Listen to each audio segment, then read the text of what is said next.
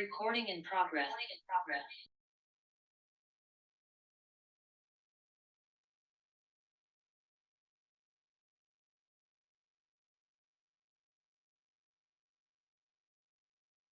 All right, welcome everyone. Good to see so many of you joining. My name is Johanna and I lead the UN Innovation Network. Thanks for joining this webinar of our Innovation Scaling Group, which is of course hosted in collaboration with our friends from UN Global Pulse. And under the umbrella of this group, we're trying to dive a bit deeper into understanding critical success factors for scaling innovations. We try to share good practices and enable exchange among colleagues in the UN system who have embarked on this journey. And today we want to talk about monitoring and evaluation of innovation projects. And specifically, we want to talk about what evidence of success we need to support projects going to scale, and what evidence of impact we have to justify investing further in projects, and what gives us the confidence that once scaled, the project will be sustainable over time. So very important questions to think about and reflect about as we're moving from pilot into the scaling phase. Let's get started by getting a little bit of a feeling of who's in the room today. We always love to know a little bit more about you. So we're launching a quick warm-up poll, 2 questions. Please tell us, have you ever worked on a scaling innovation project? Yes, no, not sure, shouldn't be an option, but who knows? And then did you have a good M&E on the project you were scaling? Particularly interested, of course, in the second one. We'll give everyone a few seconds to respond, and I will, in the meantime, tell you that we have an exciting setup of speakers lined up for you, and of course, lots of time for Q&A. Please use the Q&A box at the bottom of your screen, and we will share the slides and the recording after the webinar. And on that note, ending the poll, I'm very excited to share with you and our presenters that the most of you, 60%, have actually scaled an innovation project or are working on it. That's fantastic. You're exactly the audience we want to be speaking to. Slightly less good news on the M&E, somewhat good M&E on scaling projects, 43%, and most, the 28% of you, only 7%, only 3 people said that you had good M&E. So definitely need for the session, and yeah, love it when we're doing relevant things.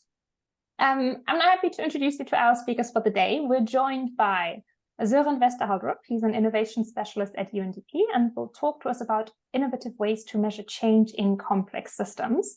And then very happy to welcome Lydia Tanner in the second half of the webinar. She's the director at the Research People and will reflect on how we can use evidence to drive scaling up of innovations. But first up, John, once again, happy to introduce you. You're our resident expert on the scaling group. And of course, you're the Emeritus Professor of Innovation and Entrepreneurship at the University of Exeter in the UK, and the Portfolio Senior Advisor on Innovation Scaling Research at Global Pulse. John, you've been with us for a while on the scaling journey, and I've learned a lot from you. I'm curious, have you learned anything while being on this journey with us? Masses. It's I guess why this is such an exciting webinar, such an exciting group. There's so much experience, and we just need to start bringing it together, really. If I try and frame what we're going to look at today, particularly, why focus on this question? Well, when we were doing the research last year that led to the Scaling the Summit report, this topic kept coming up. And you'd think about it and think, yeah, that probably makes sense, because evidence is at the heart of scaling innovation. There's a wonderful phrase, Ralph Emerson wrote it originally: build a better mousetrap, the world will beat a path to your door. Doesn't happen. Of course it doesn't. Good ideas don't automatically happen. The scaling process is very much one that's evidence linked. And we do know quite a lot about the theory of innovation diffusion, what gives rise to that S-curve that we see associated with all kinds of innovation. It's not just a case of nothing and then everyone adopts. It follows an S-curve. And what influences that particularly is evidence. Think about that. We are, as human beings, programmed to be careful about change. Change is uncomfortable, risky, it's dangerous. We're not going to jump into every new thing. And so what we're really looking for is some kind of evidence to help us make the choice to adopt or not. And that runs through so many studies of innovation. Evidence is important, no question about it, really. But the why, we think probably need to unpack that a little bit more. We also need to bring in the question that evidence for who? Who are we talking about here? Who are the different stakeholders? Of course, we have our adopters, and they need evidence to decide whether or not to take something new on. But also we have a number of other key players for whom evidence is important. Clearly, in this space particularly, funders and donors, that's going to be an evidence-linked question. Should we do this at the outset? What's the evidence? Is this a big enough problem? Is it an important enough problem? Is the solution that's being proposed viable? All of that requires evidence. Certainly at the end of the process, the reviewing side, was it done well? Did it have the impact? Could it have been done better? These are all elements of the evidence story that come in from their perspective. And that adds to what we might be concerned with when we look at different adopter groups. And then, of course, the innovators themselves, the innovating team, hopefully in their journey towards bringing a solution towards scale, they've learned the importance of evidence. Everything we know about innovation is you don't get it right first time.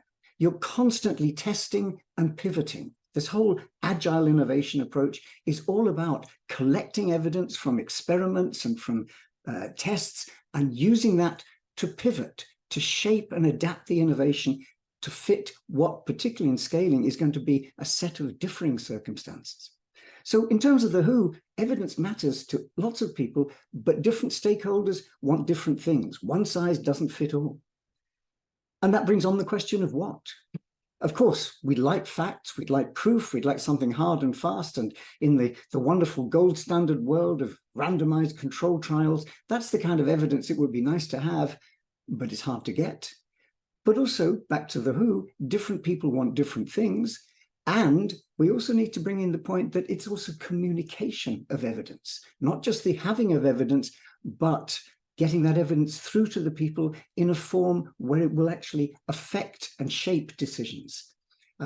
Just because you've got something that's the best thing since sliced bread isn't necessarily going to communicate simply because you've got the facts about it. The man who invented sliced bread, Otto Rohrwedder, spent 20 years trying to convince the key people to scale his innovation, mainly trying to communicate the evidence that he had. So we've got to look again at the what question, and not just the what evidence, what types, but how we communicate it. The when question, well, throughout the process, what's become very clear looking at scaling is we can't think of evidence as something you collect near the end. We need evidence at the front end to see whether it's possible, whether it's viable, whether it's worth scaling. Is this the right thing to do? Is the problem big enough? And so on. We need evidence through the journey, this idea of learning and pivoting as we go along. And certainly we need evidence at the end. So the evidence story runs through like a common thread through all of this. But all of this really brings us to today's theme, how? If evidence is so important, then what are the monitoring, the evaluation, what are the processes we have in place to help us understand and gather the kind of evidence that will help our scaling journeys? And that's a matter of frameworks and tools and perspectives. It's hard enough in the commercial world. Clearly, in the world of social innovation, when we're dealing with complex systems, it gets really difficult. So it's exactly the kind of thing that we hope with this scaling group we can engage with and pool our knowledge and perspectives. And as Johanna says, we're delighted to have two great speakers to help us in that. But please do add your questions and any comments and things you want to bring in so that we are, as we did in the last webinar, building our knowledge and our shared perspective on this. But I'm delighted, first of all, to get our first input, to hand over now to Søren Vester Haldrup, who's from UNDP, and got some very interesting and, for me, tantalizing title around a sandbox for M&E, but essentially trying to look at this in the context of complex systems. So, Søren, without further ado, please may I hand over to you, and thank you very much for joining us. Thank you, John. Thanks so much for having me. Such a pleasure. And I'm going to share my screen, so let me know if you see this. Yes, all good. Excellent. So I'm coming at this. I'm coming at this from the angle of sort of complex systems. I work in a team in UNDP tasked with helping the organization, supporting country office colleagues and other partners, and trying to understand complex problems in a different way and figure out how we can better tackle these types of problems. Now, when we work on complex problems, there are a few conditions at play, and these have implications for monitoring and evaluation. And this applies when we work at scale to try to affect wider systemic change. First of all, no single actor can create change alone. Whatever we do, or whatever innovations or solutions that we try to implement or scale, are only going to be one part of the puzzle if we are interested in affecting wider systemic change. Many other things are at play. So there's not going to be one single solution that we just need to find and scale to change, to tackle some complex problem or shift the whole system, whether it's transition towards new renewable energy or rethinking tourism or what have you. So in this connection, we don't necessarily know how our efforts will play out either. So we don't have these linear cause and effect relationships where we know that if we do A, then B will happen, because whatever we do plays out in a wider context. And lastly, change takes a long time. So it might be not only years, but it might be decades. So how do we know if we're being successful if we don't know necessarily what the solutions are or how to get there, and change might take a long time anyway? So I'd like to also, before moving on, talk a little bit about how or in my team, we like to talk about scaling or think about scaling. So I find it useful to distinguish between scaling what works and building things that work at scale. So try to, shifting from a focus on how do I scale my solution, that one thing that's going to, change it all, towards how do I do things or innovate in a way that enable a wider ecosystem of actors to affect change at a systemic level. That's a different type of logic, but working in this way has, implications for M&E, and M&E is crucial when we work at scale to try to affect wider systemic change. M&E is, first of all, a vehicle to help us learn, just like John was talking about, learn about many different things, and exactly what you need or want to learn about is something you need to sit down and think about. But learn about this wider ecosystem that we are part of, the wider problem that we are trying to tackle, where the change is happening and what role we might be playing there. It's a vehicle to help us learn about what it is we're doing, how things are going, whether we are making progress, and to use all these types of insights to adapt and improve. Well, that's easier said than done, because established ways of doing M&E are often not sort of geared to this way of working. Established or more traditional approaches to M&E are very focused on control and compliance, so accountability and reporting, rather than learning and generating useful insights to learn and adapt. Established ways of doing M&E is also very contingent on this linear causal logic, where you assume that you can plan everything up front, and if you do A, then B will happen, and that's not necessarily the case.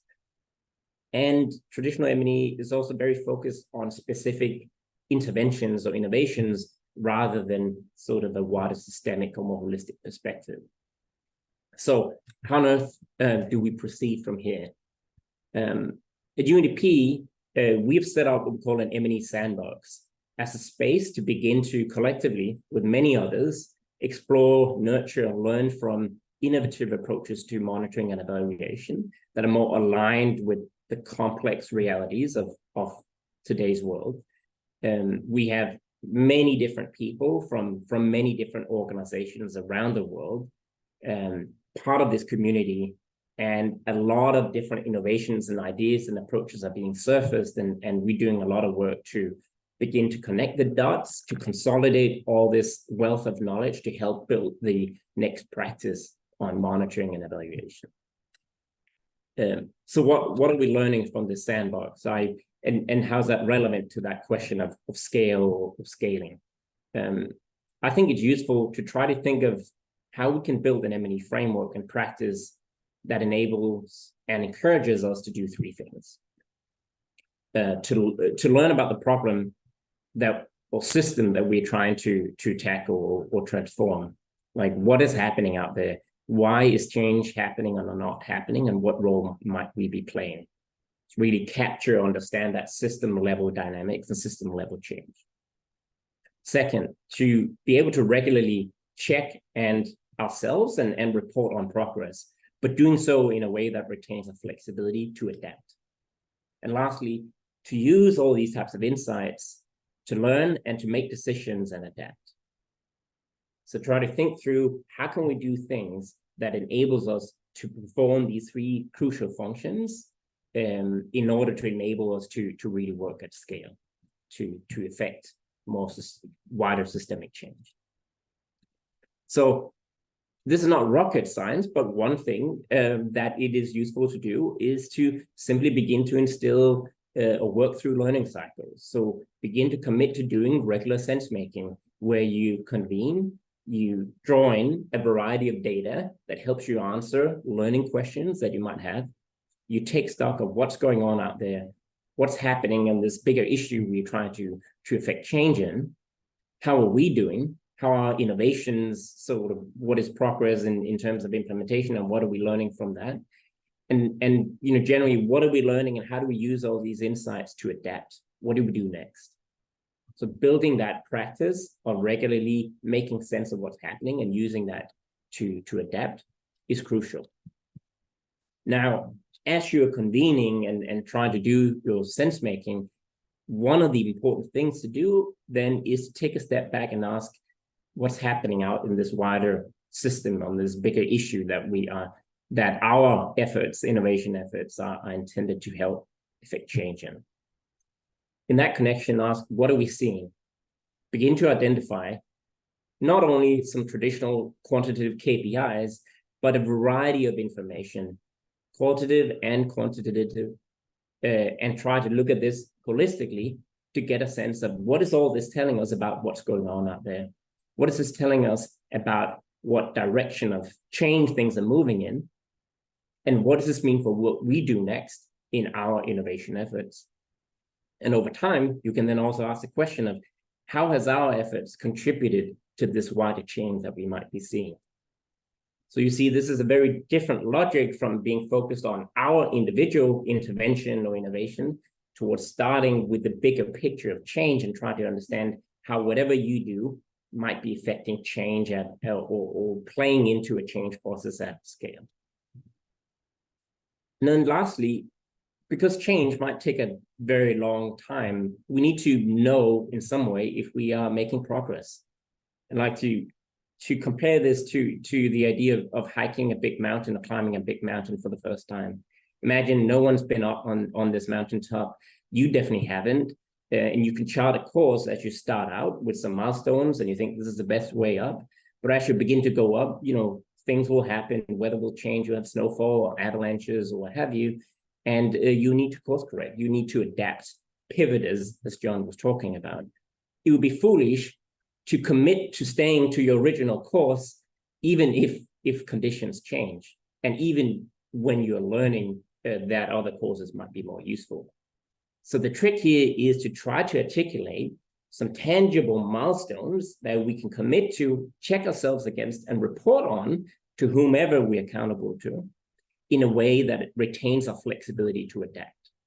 So activities and outputs, whatever you have in your work plan, you need to be able to change that, but still have some things that give you a sense of if you're on track.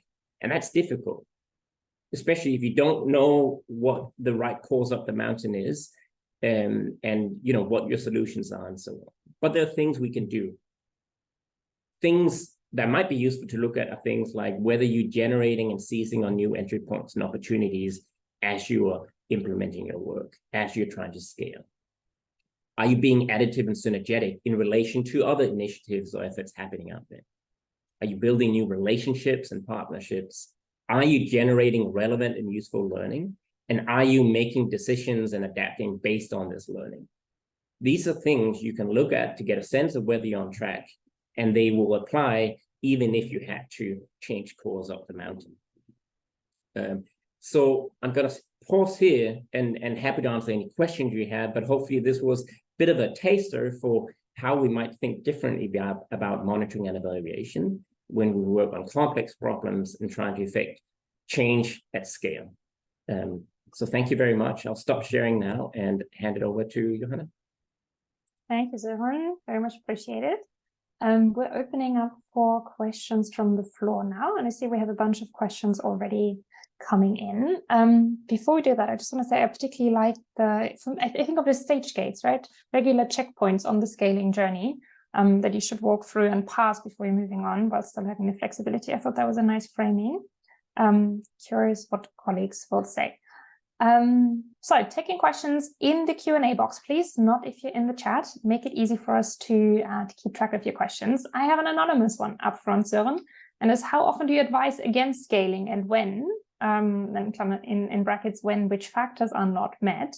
And are you listened to? The colleague says, I assume it's not a popular verdict to communicate to a team. Tricky question. I might approach the question in a different way. I think, at least in our team, we are really interested in how we can help support change at a systemic level, right? And in that connection, it is less about particular innovations or solutions that you take and scale. It is more about how we can do different things that in combination might help shift the bigger system, right? So it's particular solutions can play an important role there. And if you're dealing with more defined problems where a particular solution might kind of help tackle that, I think that is a useful context in which you can then try to think through, how can we scale this particular solution? But I would start with the question of what type of problem are you trying to tackle? How complicated or complex is it? And what does that mean for how you need to work and how you think about scale? So yeah, I don't know if that answered the question, but hopefully that was useful. Well, person was anonymous, so we can't check with them, but I think you gave it a very good shot. Thanks for that, Søren. I'm going to try and invite Kat Kwai from DCO to come in. She has a question on interagency collaboration in this space. Kat, good morning to New York. Hi, can you hear me? Loud and clear. Welcome. Okay. Hi there. Sorry, on my mobile this morning. Just wanted to ask the question. I think these systems approaches to M&E are really fascinating, really needed. Not least of all because it also helps us to kind of set an understanding with donors on what to what to expect ex ante. But I was wondering, my specific question is about, since a lot of M&E is project-based or, specific to agencies. And yet we're trying to affect change at a systems level. And we are, of course, working with a lot of sister agencies on the similar initiatives around the SDGs, similar systems changes. How do we bring that conversation into the M&E and learning discussion? Because it's not just a small team within UNDP or any other agency that is going to affect change. Or we're talking about collective change, but when we say collective, we often mean government partners, community, different stakeholder groups. We don't often think about our own barriers internally in the UN system to doing this better through collaboration with our various specialized agencies, funds, and programs. So I just wanted to ask the speakers their thoughts on this and how to do this better and what opportunities they've seen. I think sometimes this happens at country level under the radar, but not in a formal and structured way, because M&E systems are very, as I said before, specific to projects and agencies. Over. Thank you. That was an easy question. No, so known for those. Exactly, such a good question, and obviously I don't have any great solutions. This is tricky, right? Because there's a lot of politics as well and interagency competition, and the whole way our aid system is set up, where things are projectized.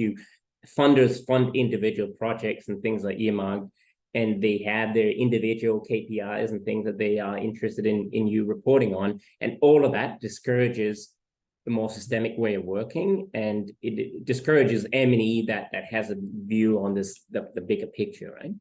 But I think a few things that one thing that we have been doing not necessarily across UN agencies, but something that is useful to help beginning to bring people together and break down some of these silos is the practice of sense making.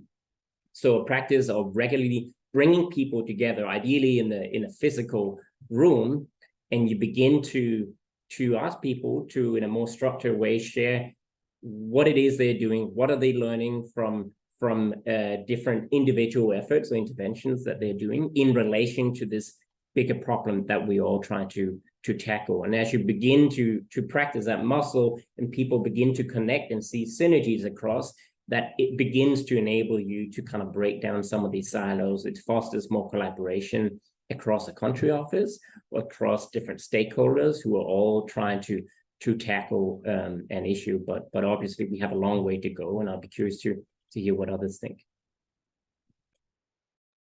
I think that's a tremendously difficult and complex question.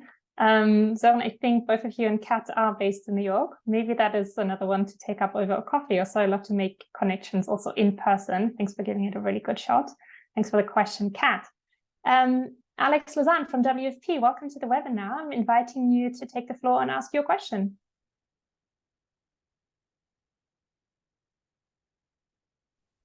Hi, hello everyone. Alex Hi. Lausanne here. Good to see that analogy to the mountain climbing. It feels like that actually.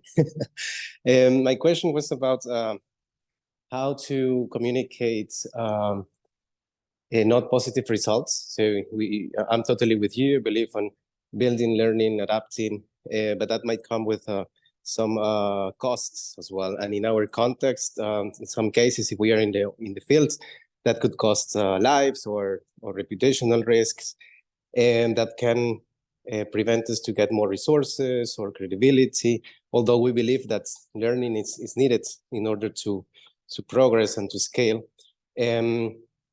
So I've had some experiences with this, and I'm curious to hear from you, from your experience, and what you recommend. Thank you.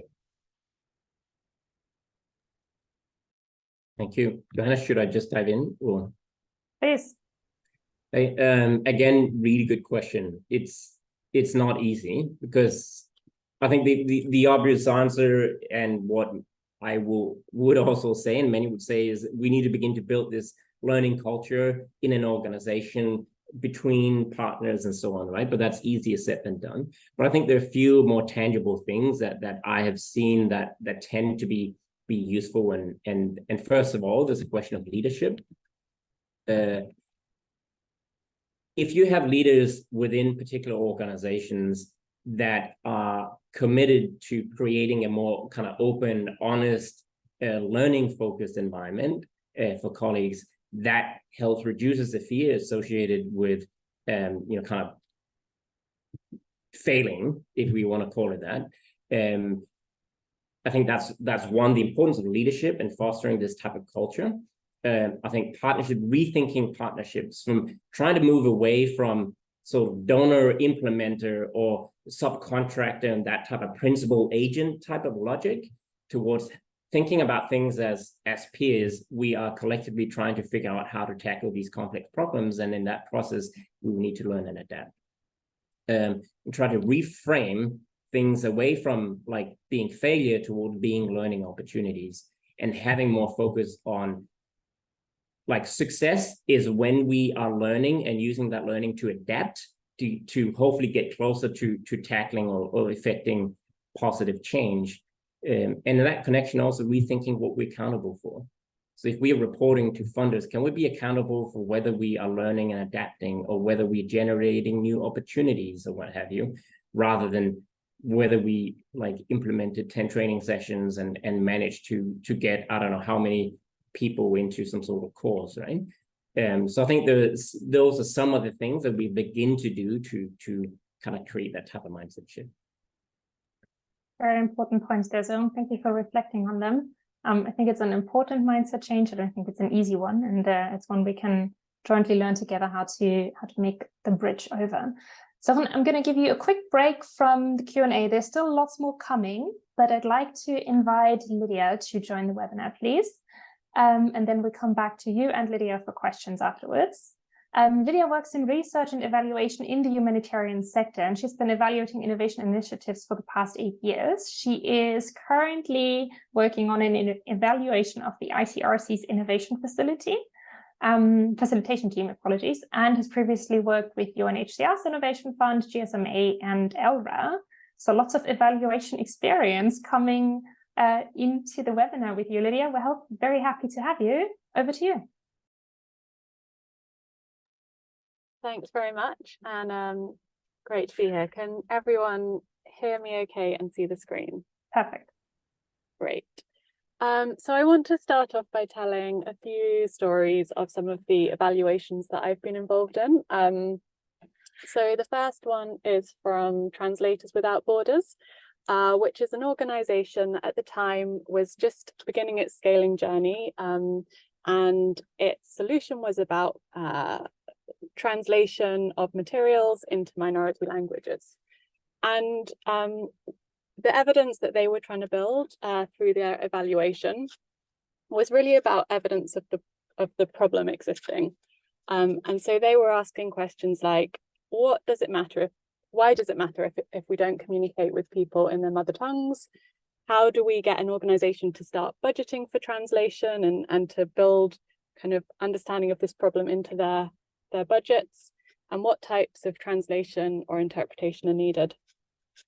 So this evaluation was really about building evidence that a problem existed.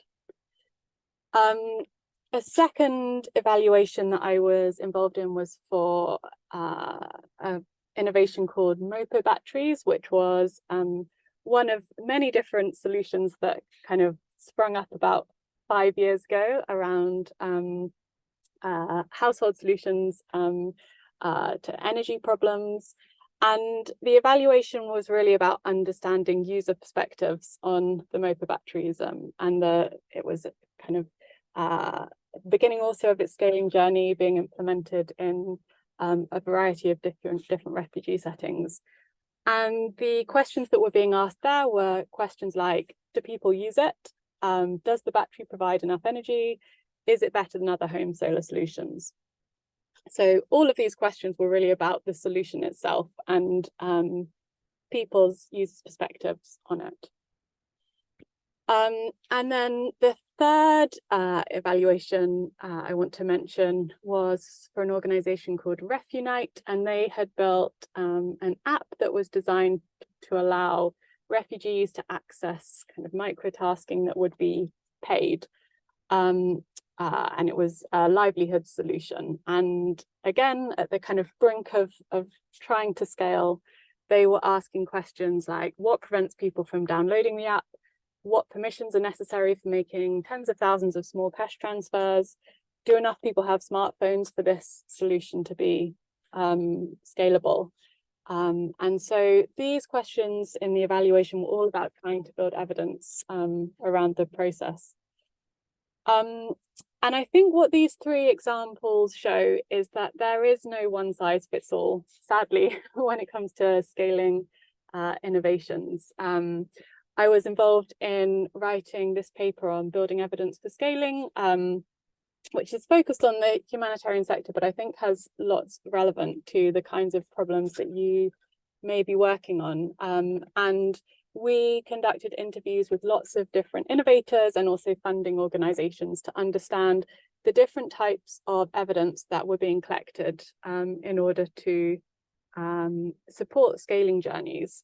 And the obvious one that we think of when we think of evidence for evaluation is about impact. So what's the impact of this project?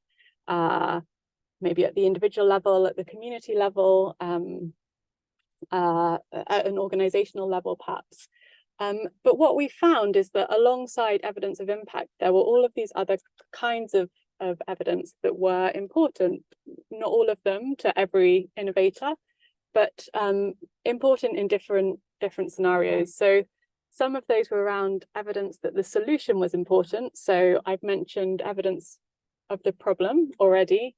There was also evidence around end user value and evidence that the solution could be replicated within different contexts. But also, kind of surprisingly, lots of organizations were having to generate evidence around the structures that they had in order to implement the solution. And so lots of evaluations that were being conducted were about ethics, you know, the extent to which different ethical kind of challenges associated with the innovation were being addressed, evidence of sustainability, evidence of the connections being in place in order to support the scaling journey of the innovation, and evidence of learning. And these different kinds of evidence were important to different people. So some of them were most important to the innovators, some of them to donors, some of them to other stakeholders that were necessary to support the scaling journey. And that leads me on to talking about this other piece of work that I think is helpful to be aware of, which again is focused on the humanitarian sector, but has relevance beyond. And it looks at evaluating innovation and some of the challenges and opportunities that are particularly pertinent to innovation and to scaling.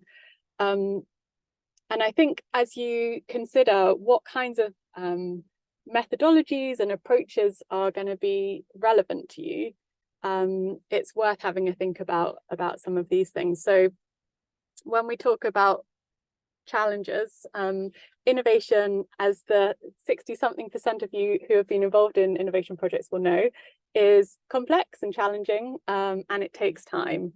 And all of those things make traditional monitoring and evaluation really difficult. You know, traditional monitoring and evaluation systems often assume that you design a project on day one and that project stays relatively similar as the project progresses. Innovation, by contrast, often the project, you know, can look wholly different a year down the line, 2 years down the line, compared to the original design.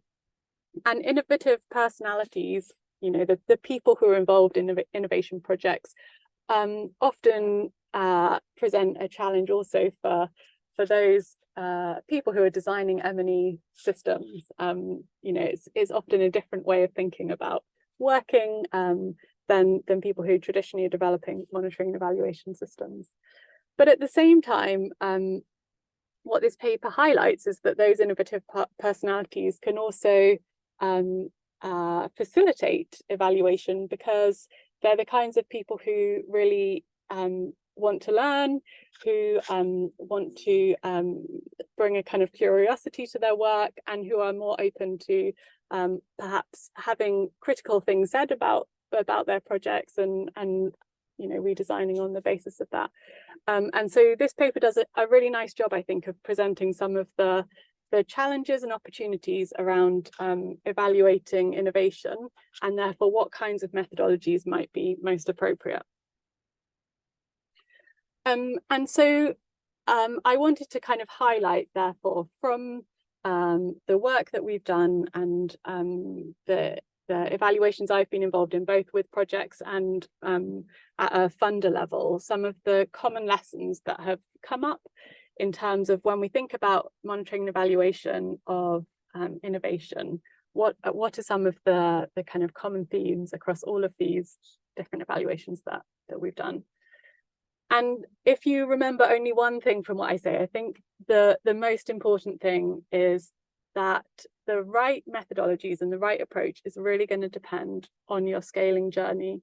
So an innovation that's being scaled within an organization is going to have really different M&E needs to a startup that is being scaled across with, you know, partnering with lots of different kind of customers or clients. And this kind of really echoes what Soren was saying about the role of leadership and the role of partnership and understanding the different priorities of different stakeholders. So the first question we always ask when we are going to do an evaluation, or when we're thinking about supporting innovators in designing an evaluation methodology is, who are the people that you need to influence and what questions are they going to ask you, and design your M&E around that. The second is thinking about what type of impact you want to measure, because the best approaches, the best people to do the evaluation or to support the monitoring, and the best tools are going to depend on really knowing what that type of impact is. So is it impact that you're hoping to see at the individual level, at a community level? Is it impact where you're going to want to understand from a kind of complex systems perspective what the change has been? Or are you doing something like an education initiative where really it's about the impact on an individual child and their learning journeys? Third is to think about learning as well as evidence. So as well as the kind of evaluation findings, I guess, that you might want to generate, what are the rhythms of learning that you can build in? How can you build kind of curiosity into the process? And I think Soren, you did a great job of outlining some of the kind of processes that you can use in order to do that. Fourthly is to prioritize. So often we see innovators trying to do too much, and my advice is always to say, do a few things well rather than lots of things badly. And then finally, what additional skills do you need to bring into your team? And that might be independent evaluators, academic partnerships, short-term consultancies. I'm looking forward to taking some questions, but we're going to share these slides, and at the end I've put into this slide a ton of resource links that might be helpful for you when you think about building evidence for scaling, about impact assessments, promoting a learning culture, building team capacity, and partnering with academia. And these are based on the questions that I most often get asked by innovators and innovation teams. So hopefully those are useful, but I'd love to also take any questions that you have. Thank you so much, Lydia. The question I get asked most often is, will the slides be shared? Yes, the slide will be shared. We are not holding back on useful information. Great, thank you for sharing that. I love that you gave us practical examples as well as, good guidance that can be applied to our specific context. It's very, very helpful. I'd like to invite Lena Anderson to join the webinar. Lena is from DPO, the UN Department for Peace Operations, based in New York, I believe. Lena, welcome. Are you able to speak? Can you hear me? Yes, loud and clear. Welcome. Hi, good morning. Thank you so much, Joanna and Soren and Lydia. I have a question that has to do with Soren's point earlier about, on one hand, needing to have KPIs or key milestones on one hand, to have something to measure against, but also to Lydia's point just now that you don't always know what success looks like, especially for innovation projects. So how do you balance between having KPIs at the beginning of the project so you know what success is, but also open to that you might have benefits that you didn't envision when you first started out?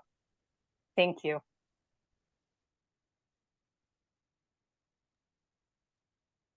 Anyone? Great question. I quickly on my end, I think it might be useful to distinguish between also, if we talk about KPIs or indicators or ways of measuring something, I think distinguish between KPIs to give you a sense of whether you are making progress compared to KPIs or measures for success, like whether change is happening out there, right? I think those are different things, and it's useful to distinguish or kind of separate them a bit. So what, like some examples that hopefully helps give a bit of flesh to this is some of the KPIs that I've seen used and in our team that we are using on some initiatives are KPIs that are focused on learning and adaptation. So it could be as simple as number of reflection sessions or number of times that you want to update or review your theory of change or what have you. There is a UK-funded aid program in Nigeria, for instance, called Pearl Nigeria. They had a learning output as part of their results framework. And And they even use a payment by results mechanism. So even some of the payments they were getting was dependent on them hitting their learning KPIs, which generated a lot of incentives for learning, but also, created some weird incentives as well. But I think it's a good example of how you can begin to introduce KPIs that are focused on learning and adaptation. Similarly, we have a collaboration with the Gates Foundation where our progress KPIs, so instead of having traditional progress KPIs, we have articulated 6 key principles that we think are important for being successful, such as being inclusive and co-creative, being learning focused and synergetic and additive and so on. And we are reporting to Gates on how well we're adhering to these principles, rather than whether we are, I don't know, training X amount of people or what have you. So these things give you some flexibility to adapt as you go. But that obviously doesn't solve the problem of you don't necessarily know what final success will look like. And I think that's just part of the game in a way. I think we need to be open about, we have an idea of the direction or the overall goal. We don't exactly know what it might look like. So we need to be ready and all agree that we might need to refine our understanding of what success looks like as we go. But that is a bit different or separate. It's useful to separate that exercise from the more day-to-day kind of progress tracking and reporting that you might be required to do in more traditional KPIs. Lydia? Yeah, I don't think I've got loads to add there. There's a useful kind of partner paper to the one I mentioned, which is called Monitoring Humanitarian Evaluation, that sets out some of those kind of progress KPIs might be, and some of the different I guess processes that you might want to tick off, so to speak, as you go through an innovation journey. So but that's really just building on what Søren says. Thanks for that to both of you then. Thanks for the question, Lena. I hope we answered it. I have a question that I'm going to put towards the two of you. It got a good number of likes. I'm not entirely sure I understand it. Maybe you do. And Gerd Butte is a colleague from WFP's Innovation Accelerator based in Munich, is wondering what happens when you can't apply the principles of M&E.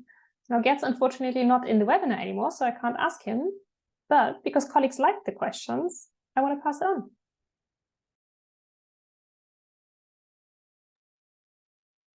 Lydia, do you have any? I was looking at that question, and I'm not sure exactly I understand it, so I'm not sure what to say, but I don't know if you have any thoughts, Lydia. I mean, I guess what I see is innovators being constrained by their organizations, so they want to have more kind of flexible M&E processes, but they're perhaps constrained by what their organizations require of them. And I think there's a balance often between adding in additional activities that will generate more of these kind of learning-based approaches, whilst also allowing people just to get on and kind of deliver the innovation and not add too many kind of process on the top. I think, Søren, your point on leadership within this kind of a constrained environment is really important. But also just finding really light touch ways to try and foster creativity within a team. And those don't have to be like super heavy-handed things, but thinking about, okay, we have to do all of these X, Y, and Z activities already. Can we add in an extra question that kind of allows us to be a bit more curious with our users or with stakeholders who we are engaging with anyway? So creating a little bit of change for curiosity and thereby a little bit of space for culture change. Thank you, Lydia, for taking a shot at interpreting the answer, the question. I might add, I think, if we can't apply the principles of M&E, if you feel you can't apply it, then let's change those principles, right? That like M&E should be useful.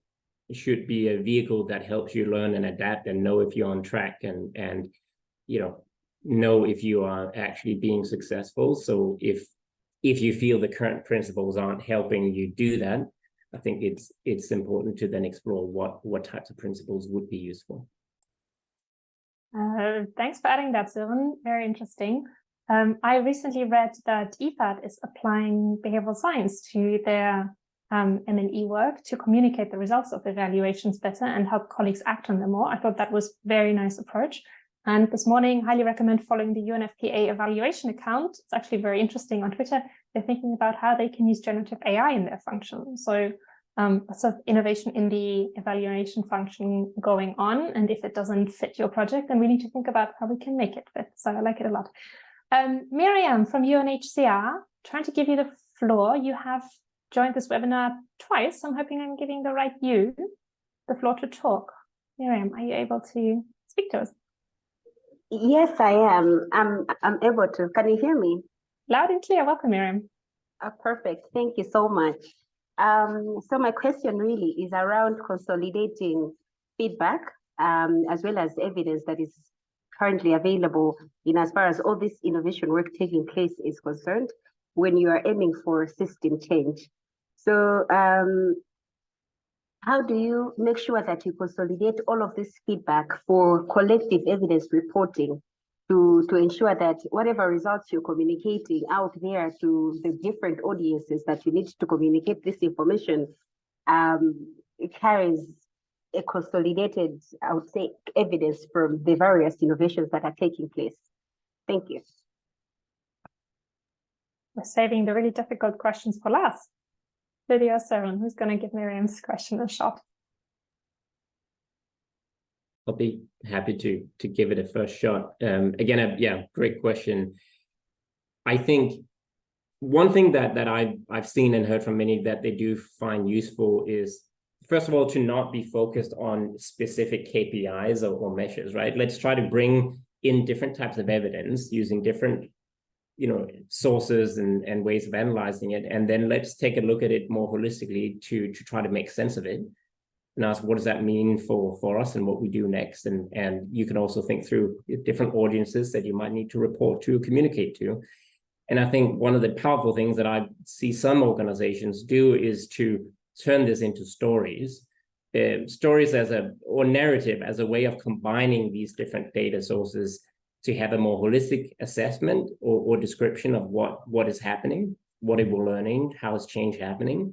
So it becomes less about whether you hit some specific target on one KPI and more about bringing these different things together in a narrative that makes sense and can help you and others learn and know if you're on track.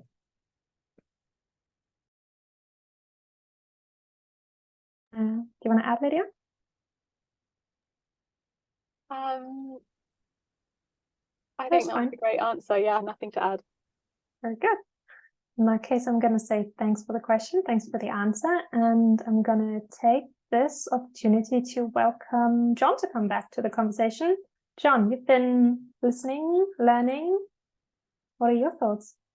Well, what stood out? Blown away. I'm a mind mapper, and right now I have something that looks like an atlas of the world. I've got so many pictures in front of me. If I just try and draw just a few things together from what was fascinating, I rather like that WFP question because that really prompts a lot of what today's discussion has been about.